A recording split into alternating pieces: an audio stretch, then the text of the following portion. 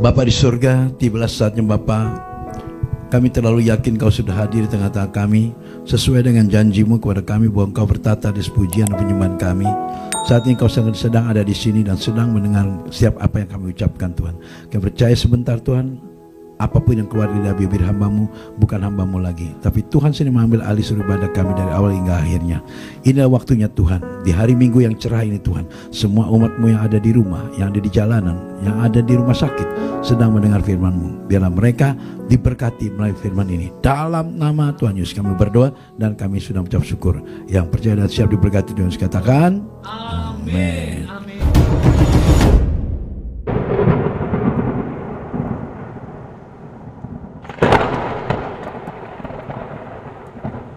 Shalom, selamat berhari Minggu. Tuhan memberkati saudara semua. Saya percaya hari ini sudah tahu apa arti dari breakthrough. Breakthrough artinya itu terobosan, ya. Inilah tema khotbah saya hari ini, yaitu terobosan.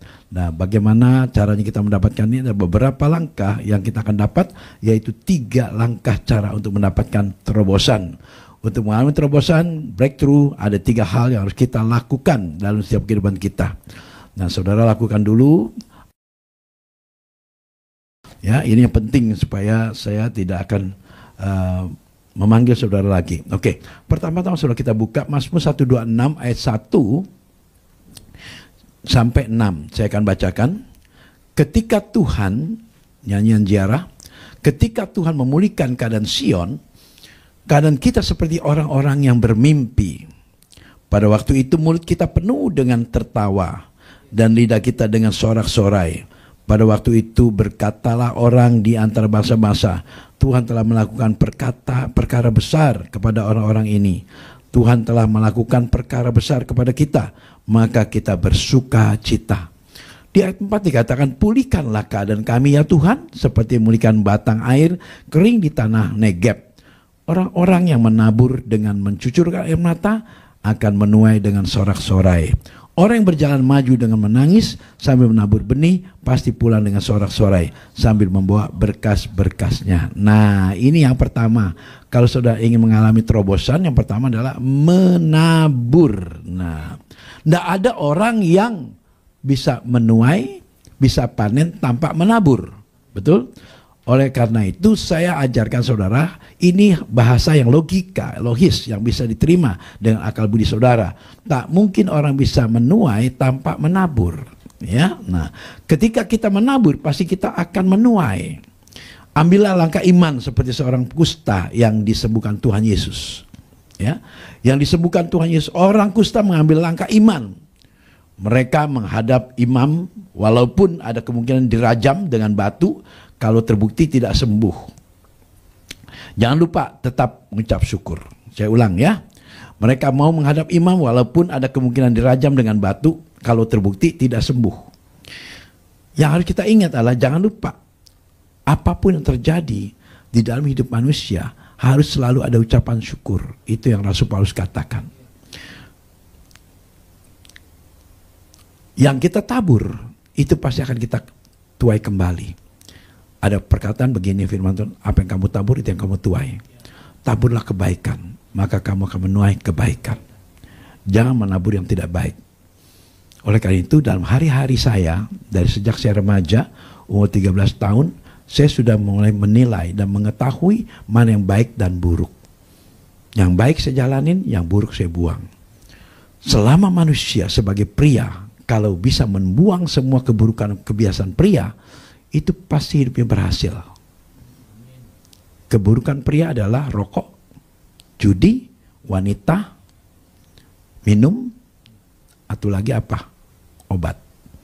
Kalau 5-5-nya itu tidak ada, pasti orang itu akan berhasil. Betul tidak? Tidak rokok, tidak judi, tidak main wanita, tidak apalagi, tidak obat, terus tidak minum. Boleh katakan sempurna. Karena laki-laki, setiap laki pasti ada. Kalau coba Surya, apa yang Surya lemah dalam 5 itu? Apa yang Surya pernah lakukan? Kelemahan pria itu? Minum ya, dulu pernah minum. Nah, saya tidak pernah minum, tidak pernah rokok. Tapi saya judi. Selalu pria itu pasti ada. Setiap pria itu pasti ada. Ya, Nah, kalau kita tahu itu tidak baik, jangan lakukan. Beres. Segala sesuatu akan lancar dan enak dan tinggal nikmati itu, ya. Nah, ini yang dikatakan breakthrough, terobosan. Kalau hari ini saudara yang ada di rumah yang sedang belajar ingin mengalami terobosan atau breakthrough, mari kita menabur kebaikan, menabur yang benar, melakukan apa yang benar. Sehingga ketika kita melakukan apa yang benar di mata Tuhan, maka orang lain akan melihat perbuatan kita. Maka dia suka dengan kita. Biasanya begini, yang saudara waspadai adalah kalau apabila kehidupan kita sehari-hari ada orang tidak suka sama kita, koreksi, ada apa yang kurang baik dari diri kita sehingga orang tidak suka sama kita. Tapi ada memang saking jujurnya, saking benernya di mata Tuhan juga tidak disuka. Itu perbuatan Tuhan Yesus. Tuhan Yesus ada di bumi tidak disuka oleh banyak orang karena dia benar, dia jujur. Nah, itu kita harus maklumi. Kalau kita sudah hidup benar dan kita jujur tidak disuka orang lain, itu berbeda dengan keburukan yang kita buat, orang tidak suka dengan kita. Kalau kita sudah benar di mata Tuhan, sudah rasanya tidak jahat, tidak main perempuan, tidak judi, tidak merokok, tidak minum, tapi masih ada orang tidak suka sama kita, itu tandanya kita benar di mata Tuhan. Paham ya? Itu yang namanya terobosan, ya. Setelah Rasul Paulus katakan jangan lupa mengucap syukur, seperti orang kusta yang kembali kepada Tuhan, ya. Yesus untuk mengucap syukur, seperti orang kusta yang kembali kepada Tuhan untuk mengucap syukur. Kita harus menabur pada saat sulit. Nah, ini kan orang banyak tuh yang suka menyampaikan firman Tuhan. Kita harus menabur pada saat kita sulit. Contohin dong, betul nggak? Jangan khotbah doang gitu. Banyak orang kadang-kadang menyampaikan firman Tuhan, tapi dia nggak kasih contoh bahwa dia berbuat. Nah, kalau Pak Anas beda, bukan membanggakan diri. Memang saya bisa melakukan hal itu. Ya, saya akan ingat kembali ketika saya tidak punya uang. Jadi waktu itu saya bekerja hanya gaji 20 ribuan dan saya punya uang 5 ribu dan uang 200 untuk ke gereja. 5 ribu itu untuk dapur. Waktu saat tahun 70-an, 5.000 perak itu bisa cukup seminggu kita makan, uang 5.000. Karena kecap aja masih 40 perak satu botol. Saya ingat banget itu. Ya, kalau kita beli kalau kita beli capcay Pyonghai itu cuma 250. Ya, capcay 200. Bihun goreng itu 225. Masih murah sekali waktu itu. Nah, saya punya 5.000 untuk satu minggu. Tapi karena saya bertemu dengan seorang hamba Tuhan yang begitu jujur, begitu saleh, dan begitu setia dengan Tuhan, karena saat dia mau melayani Tuhan itu, dia baru datang ke Jakarta dan sedangkan baru saja mengubur anaknya meninggal. Tapi karena dia itu setia kepada Tuhan, dia tinggalkan acara-acara itu, setelah dikubur langsung terbang dia menuju Jakarta.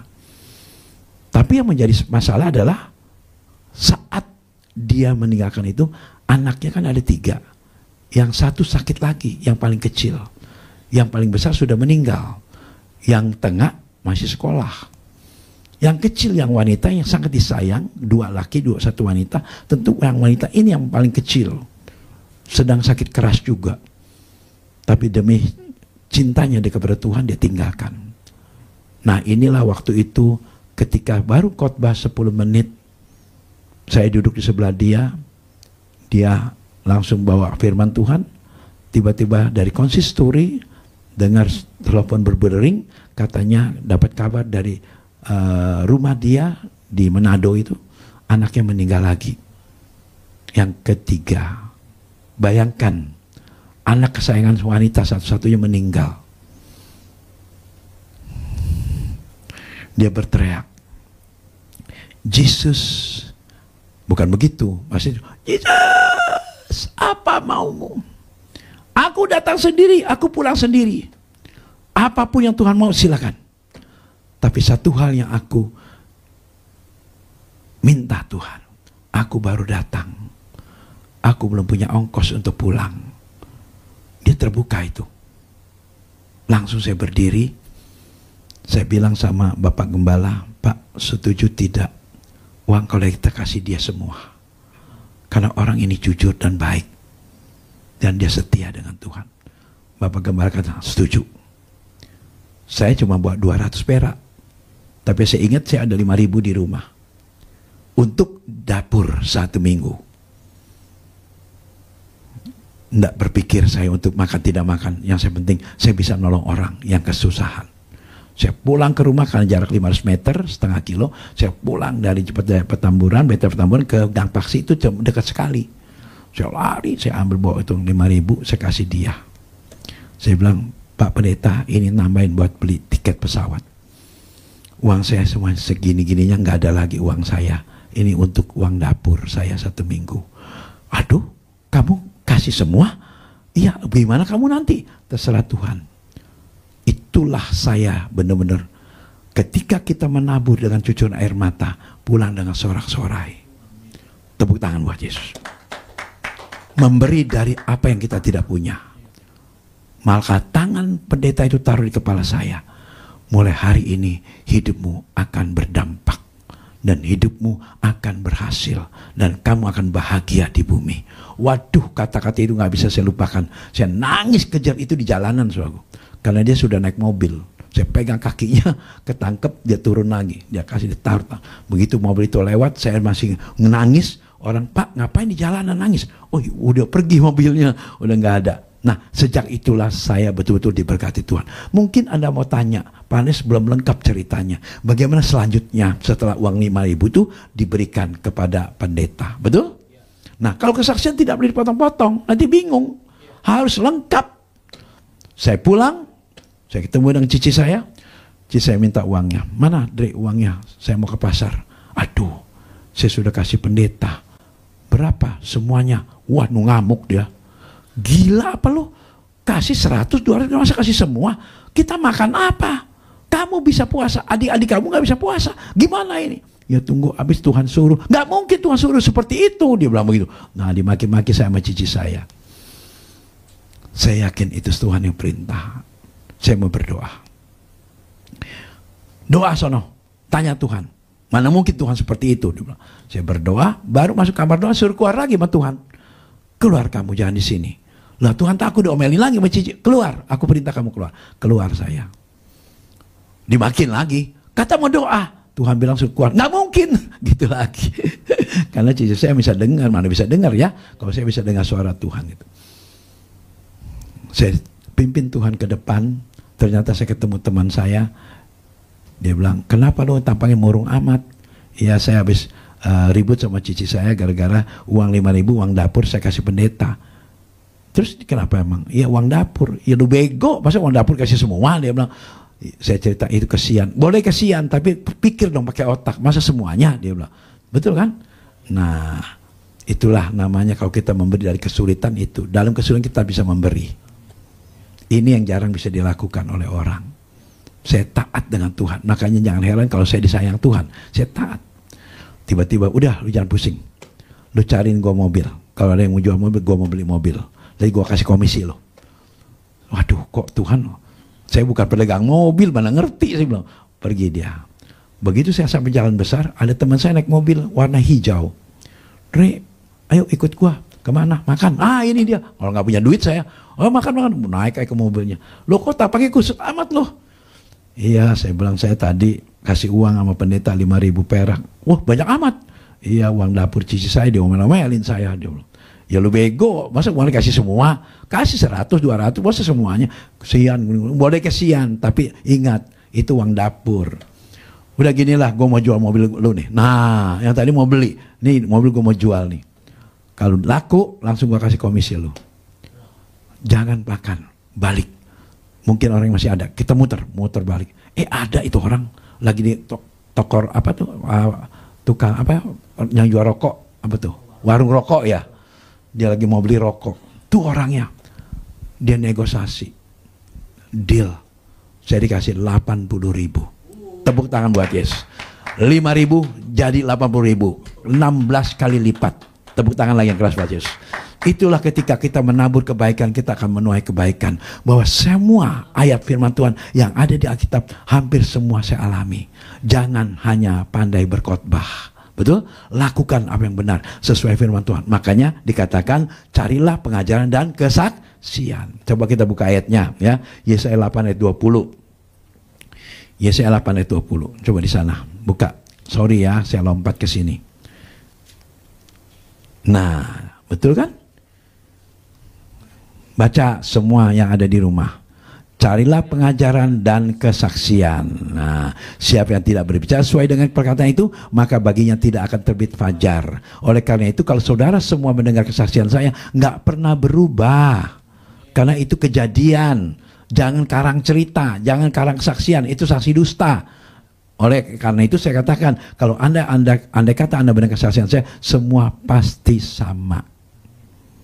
Ya, oke. Itu yang pertama. Ya, kita buka Pengkhotbah 11 ayat 4 sampai 6. Ya.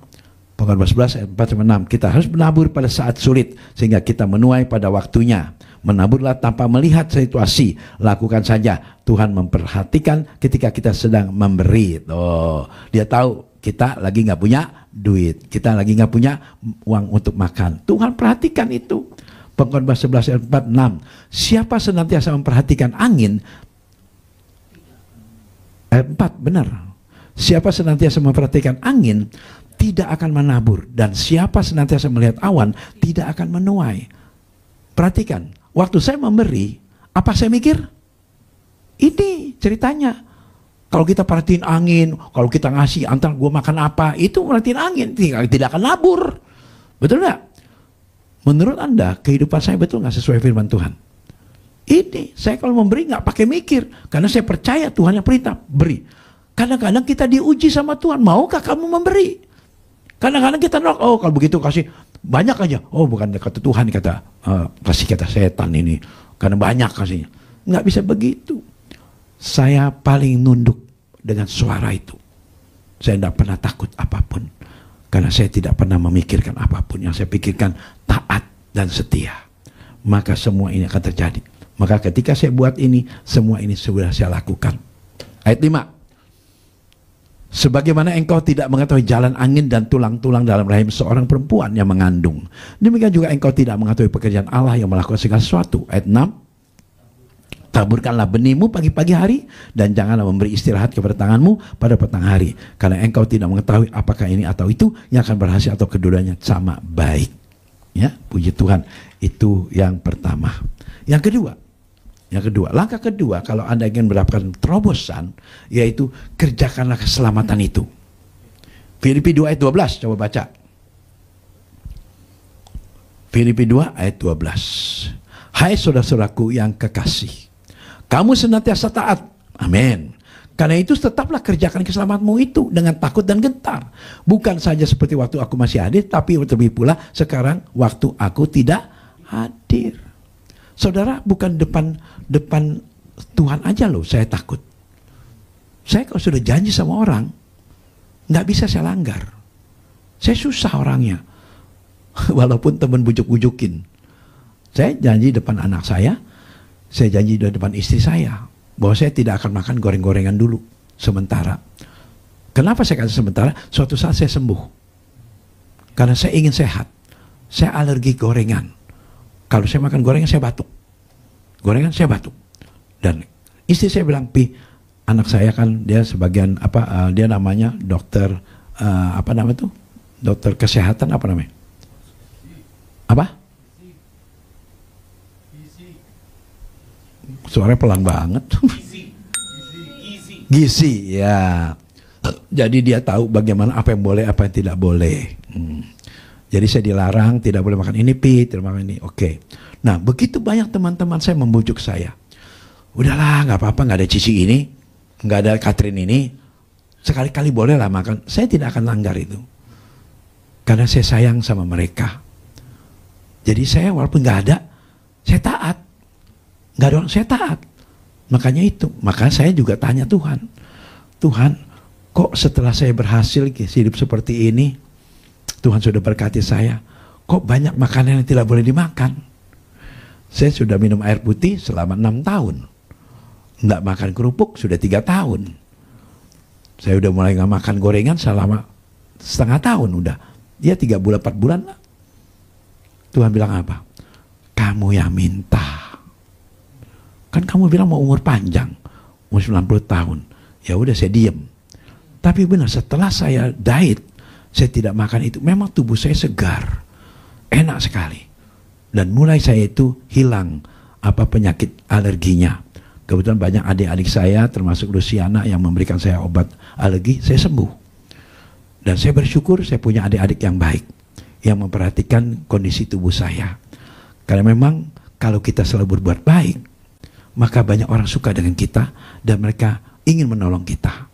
Maka jadilah orang baik. Tepuk tangan yang keras buat Yesus ya. Itu namanya kerjakanlah keselamatanmu ya. Ingatlah, salah satu tujuan hidup kita bahwa kita diciptakan untuk suatu misi, menyelamatkan orang lain. Visi kita adalah menyelamatkan orang lain. Kalau kita sakit-sakitan, kalau kita lemah, bagaimana kita selamatin orang lain?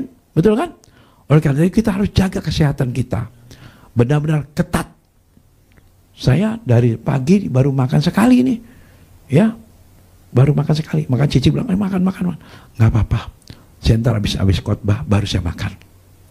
Ya, nah lakukanlah firman Tuhan dengan sabar, menantikan penggenapan janji Tuhan. Jangan tinggal dalam kenyamanan saja, tapi harus berjuang lebih lagi. Jangan terperangkap dalam intimidasi seperti 10 dari 12 pengintai. Namun punyailah pandangan yang berbeda. Itu pandangan saya sangat berbeda. Bahkan saya minta sama Tuhan sendiri bahwa kita ini akan menjadi pendeta yang berbeda. Beda dari yang lain gitu. Ya, kadang-kadang saya berdoa dengan Tuhan, Tuhan, kenapa mereka yang top-top itu selalu dipanggil khotbah? Saya cuma punya karunia kesembuhan. Mungkin pengajaran saya sederhana, tapi kan bukti-bukti ada. Ya, saya suka ngajar sama jemaat. Kita mau pinter apa mau ngalami? Kan mau ngalami. Kalau kita dengar yang khotbah bagus-bagus cuma pinter doang, tahu doang, tapi nggak ngalami, doa nggak dijawab. Kita yang penting kan doa dijawab, betul kan? Ada satu saat begini, saya baru saja mengalami satu hal yang luar biasa. Saya tidak sebut namanya, saya sangat sebuah contoh. Ada seorang wanita yang ingin berjumpa dengan seorang pria, yang dia sendiri baru kenal hanya melihat. Ya, dengar tuh, hanya melihat. Jadi belum salaman juga enggak, kenalan juga belum. Tapi dia rindu ketemu dengan orang ini. Apa mau dia selidikin, punya selidik. Pas lebaran itu dia ada di Singapura. Dan wanita ini menyusul ke Singapura. Dan dia jumpa dengan saya. Dia minta supaya saya mendoakan supaya berjumpa dengan orang itu. Sebenarnya orang itu nggak pernah janjian, orang dia nggak kenal kok. Paham maksud saya? Mengerti cerita saya? Biar Anda tahu apa yang saya minta, saya selalu dijawab. Saya senang sekali dengan Tuhan, karena Tuhan selalu mengabulkan permintaan saya. Dan orang ini ternyata dia tinggal sampai 2 minggu di sana, dan hari ke-8 dia belum jumpa dengan orang itu. Karena hari ke-8 saya udah akan pulang. Koko gimana kok belum jumpa juga dengan orang itu? Doain dong kok. Terakhir besok Koko pulang, hari ini kita doa dong. Ya, ya udah. Saya doa di airport. Mau? Ya kamu di mana? Saya di Orchard. Oke, kita doakan itu. Orang itu kita minta Tuhan jamah orang itu. Pertanyaan saya dengan Anda, betul nggak? Walaupun Singapura itu negara kecil, betul nggak luas? Sedangkan tidak janjian, dan kita tidak tahu orang itu di mana, betul? Tapi Tuhan tahu dia ada di mana, betul nggak? Saya berdoa, umpamanya namanya David, nah kita pakai nama David deh gitu. Tuhan jamah David. Kamu di mana? Saya di Orchard kok. Oke. Tolong jamah David Tuhan, supaya gerakan hatinya untuk pergi ke Orchard, supaya orang ini bisa jumpa dengan orang ini. Dia rindu sekali ketemu, karena dia bilang kalau apabila saya jumpa dengan orang itu sebelum saya pulang ke Jakarta, berarti itu akan menjadi teman saya. Dan saya janji kok, saya akan bersaksi. Saya doa dalam nama Yesus. Saudara tahu, belum terbang saya, baru jarak berapa menit, dia WA Koko, saya ketemu orangnya di Orchard. Tepuk tangan buat Yesus. Aneh kan? Di mana ketemunya? Di Watson. Dia sedang belanja. Sebenarnya saya itu sudah mau ke kiri. Tiba-tiba Roh Kudus suruh ke kanan.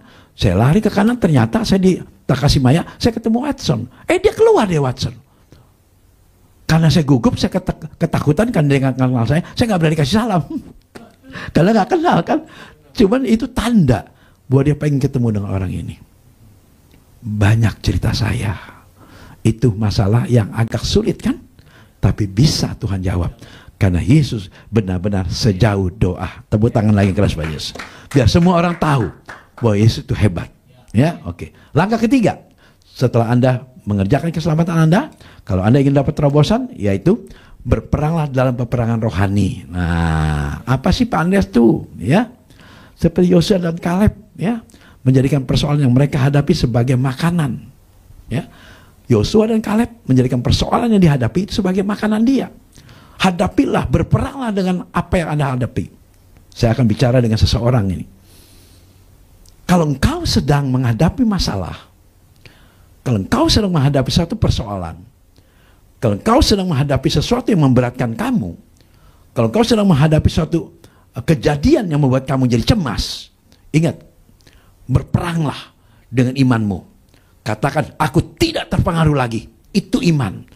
Inilah membuat kamu mendapatkan terobosan, dapat breakthrough dalam hidup kamu, bahwa kamu akan tumbuh, imanmu bertumbuh. Oh, sekarang aku menang ya. Oh, aku bisa ya sekarang ya. Itu yang kata berperanglah dalam peperangan rohani.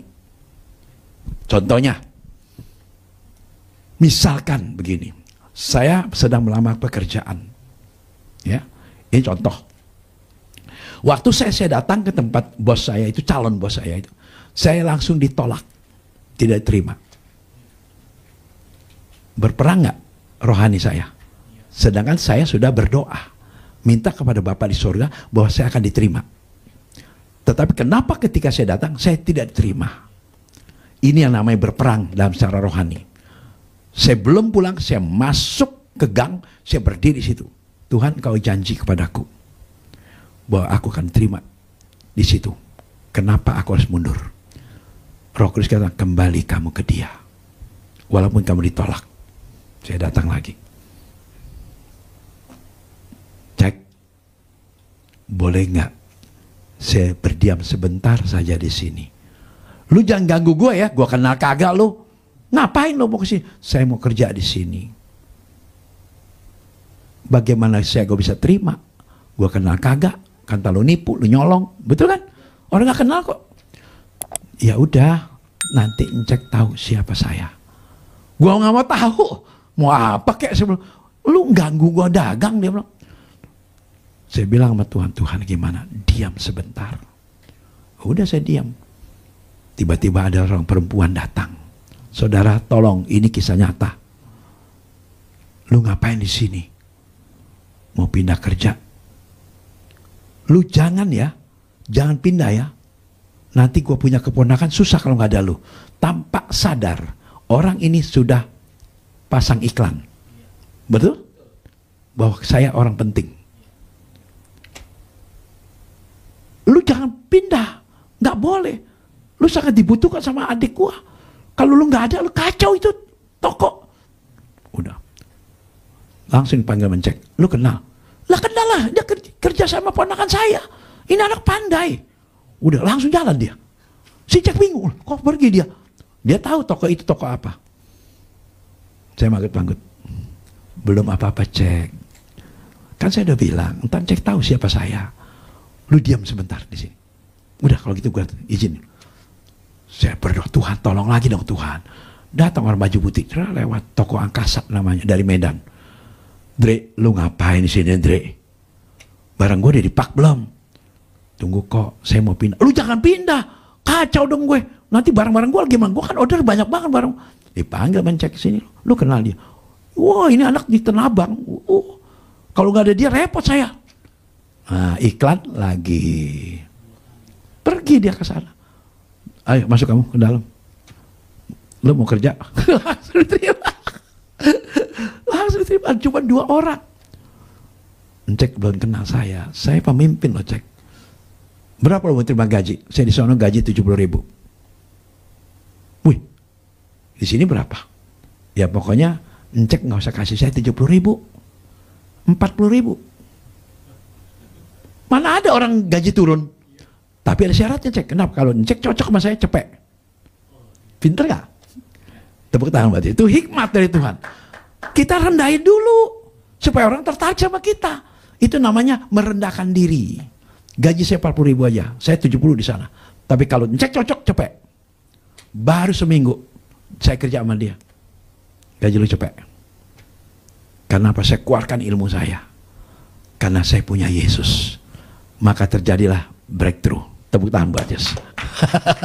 Telah bosan datang gaji 70 jadi 100 langsung. Bahkan ketika akhir bulan saya terima gaji 125.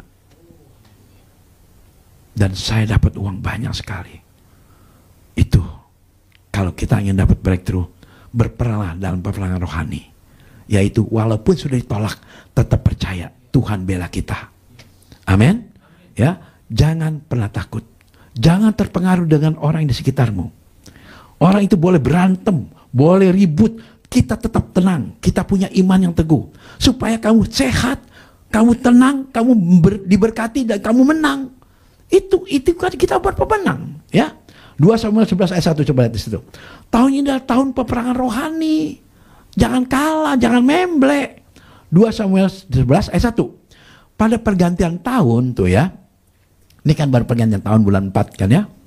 Pada waktu raja-raja biasanya maju berperang, maka Daud menyuruh Yoab maju beserta orang-orangnya dan seluruh orang Israel. Mereka memusnahkan Bani Amon dan mengepung kota Raba, sedang Daud sendiri tinggal di Yerusalem. Nah, saudara kalau baca seperti ini hurufiahnya, Anda nggak ngerti ini perang nih. Sedang benar terjadi perang. Tapi kalau kita pakai hikmat, sebenarnya waktu saat penggantian tahun, seluruh orang Israel itu sedang memusnahkan Bani Amon. Artinya apa? Orang Israel itu sedang membasmi semua iblis-iblis yang menyerang hidup kita. Setan marah-marah, setan emosi, setan itu sedang memusnahkan kita semua. Nah, kita sedang dikepung nih. Tapi ingat, Daud sendiri tinggal di Yerusalem. Artinya dia tidak apa tuh namanya?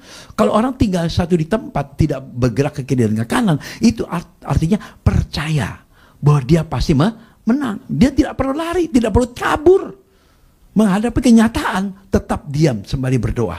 Ketika kamu mendengar ada sesuatu yang tidak baik, misalnya kita punya kakak, atau kita punya dedek, atau kita punya istri sedang berantem gitu, kita berdoa, kita nyanyi, Kaulah Tuhan. Nah, itu kita sedang memagar tembok, sedang masang tembok supaya kita tidak kena serangan, paham nggak?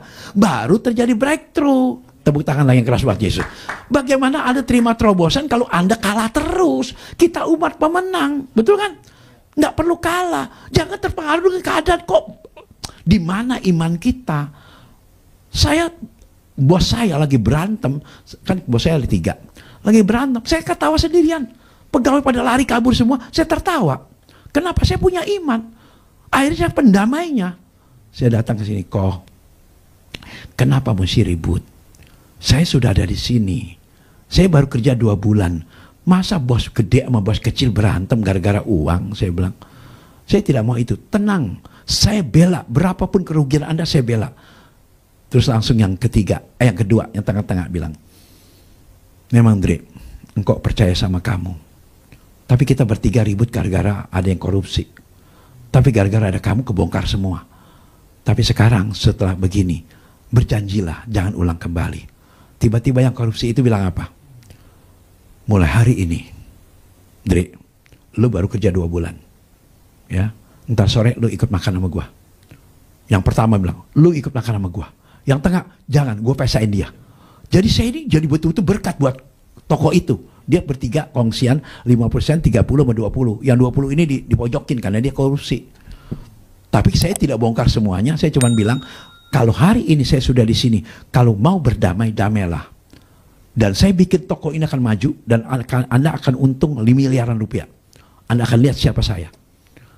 Jadi, 3-3 setuju, asal damai. Tapi janji, jangan ulang kembali kesalahan. Yang korupsi ini bilang gini, mulai hari ini stok kamu pegang, penjualan kamu pegang, pembukuan kamu pegang, keuangan kamu pegang, baru 2 bulan lo kerja. Semua saya pegang, karena mereka percaya saya orang jujur. Bukan saya banggakan diri, memang saya begitu orangnya. Sampai waktu saya berhenti, nangis 3-3-nya. Engkau tahu nggak, kalau saya mau nyuri, gampang banget. Yang stok yang pegang saya, keuangan saya. Kalau saya laporan, kok ini hari tinggal 1.200 bis, yang ini tinggal 1.000, yang ini 800. Engkau cuma iya gitu doang. Kalau saya bilang saya mau curi aja 10 piece, engkau nggak tahu. Engkau tahu nggak, sampai hari ini saya kerja 4 tahun di sini, seperak pun nggak saya ambil. Nangis tiga-tiganya. Nggak ada orang sejujur kamu. Maka dia bilang, kalau kamu nanti buka usaha, saya bela kamu. Benar dia bela, maka saya jadi pengusaha. Tepuk tangan buat Yesus. Itu kembali lagi breakthrough. Karena peperangan rohani. Dikasih kesempatan untuk nyuri, nggak bakal saya nyuri. Itu kalau mau hidup sukses seperti itu, harus bisa dipercaya. 4 kali saya kerja, 4 kali saya tidak pernah curi. 4 bos saya nangis semua. Saya bilang, kok saya pindah karena engkau nggak kasih saya naik gaji. Lu nggak minta? Nggak perlu minta, saya nggak bisa minta-minta. Saya minta pada Tuhan. Kalau lu berhenti, gua nggak kasih pesangon, nggak apa-apa. Yang kasih pesangon saya dia. Terus terang Surya, kok sangat cinta Tuhan. Betul-betul dia kabulkan semua. Tuhan yang berkati saya terus. Sampai saya seperti ini, semua karena Tuhan. Tuhan terlalu baik buat hidup saya. Jadilah orang yang bisa dipercaya, jujur, berani berperang, melawan hal-hal yang buruk. Yakobus 4 ayat 7-8. Ayo kita akhiri ya. Karena mujizat itu masih ada. Tahun ini adalah tahun peperangan rohani. Majulah mendekati Tuhan, maka mujizat pasti ada di hadapan Anda. Ya, saya ulang. Tahun ini adalah tahun peperangan rohani. Majulah berperang, mendekatlah kepada Tuhan, maka mujizat ada di hadapan Anda. Ya, karena tunduklah kepada Tuhan dan lawanlah iblis, maka dia akan lari daripadamu. Ayat 8.